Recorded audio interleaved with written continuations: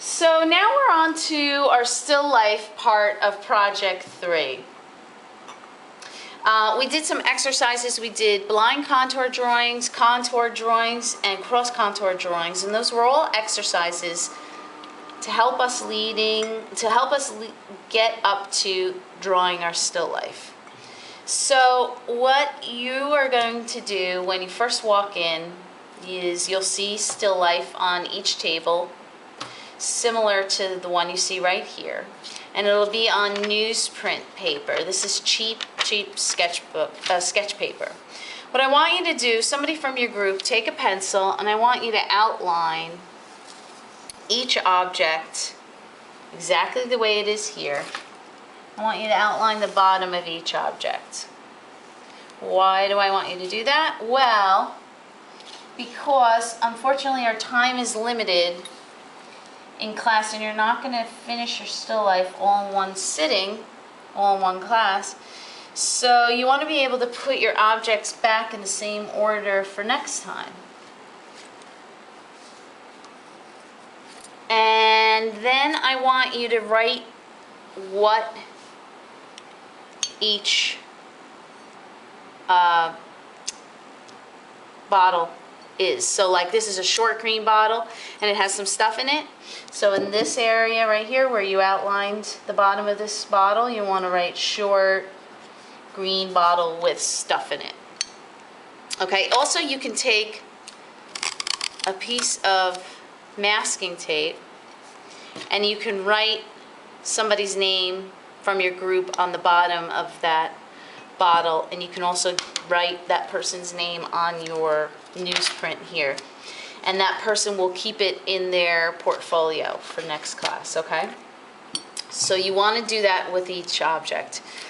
I want to remind you of the different lead types, different pencil leads. We did that pencil and value exercise before we were ready to start the still life, and I just want to remind you that the H leads are harder edged leads than the B leads. So like the H leads are 2H, 4H, 6H, and then in the middle there's HB, and then the B leads are 2B, 4B, 6B.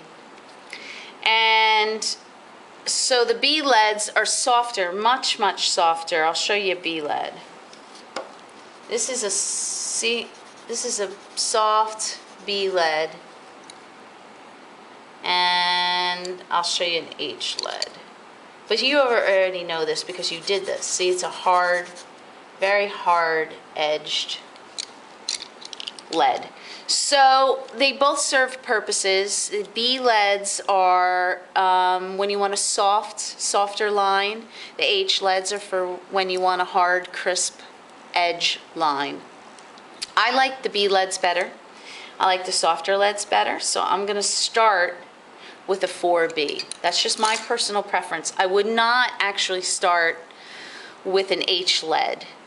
It's just too hard, and this newsprint is too cheap, and it will rip the newsprint if you put too much pressure on it. So start with an HB or a B lead, 2B, 4B. So what you're going to do is you're going to get a piece of newsprint and a drawing board, and you're going to tape down your newsprint. Mine's a little crooked.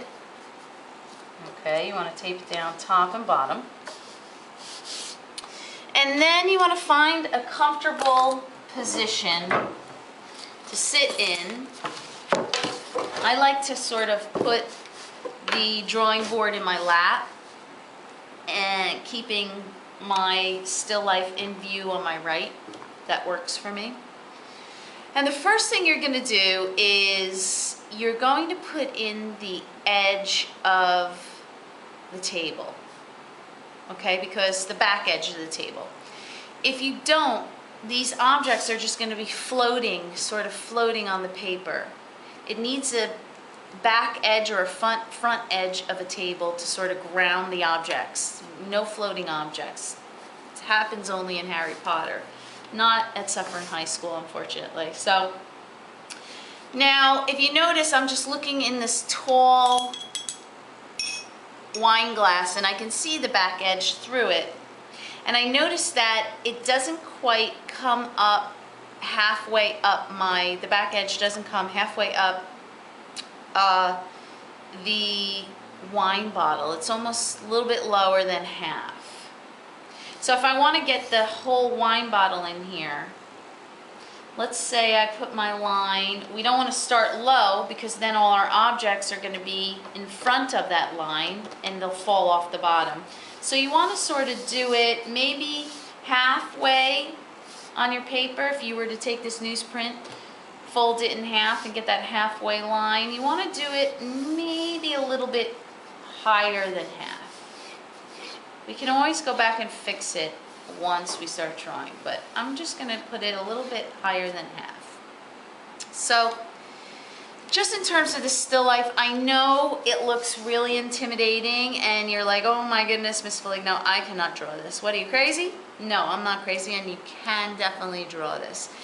If you just look at anything you're going to draw, these scissors, this pencil sharpener, this cup, anything you're going to draw, if you just break it down into basic shapes, you can draw anything. Especially if you're using a pencil, you can erase, you're golden. So, well, like for instance, look at this wine bottle. The bottom part, what shape does this bottom part represent? What do you think it represents? Like a long triangle, a tall long triangle, a rectangle, right? I'm not going to edit that out because that was funny. A tall rectangle, right? And this top part actually could be another tall rectangle, smaller. And actually there's this part here that curves down, so we can actually make that part another rectangle, smaller than the bottom, a little bit smaller than the bottom, right?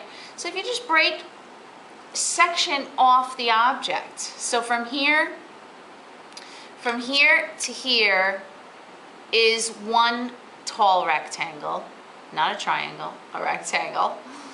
And from here to here is another rectangle. It's shorter, squat, right, wide, from here to here.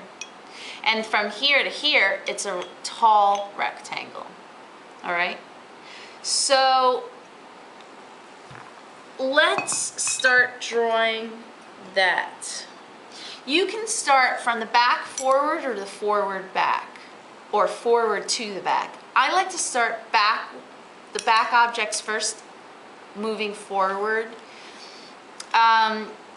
because a lot of times I find with students, you start this front object first and you don't leave enough room for the back object. So I would say start with the back object.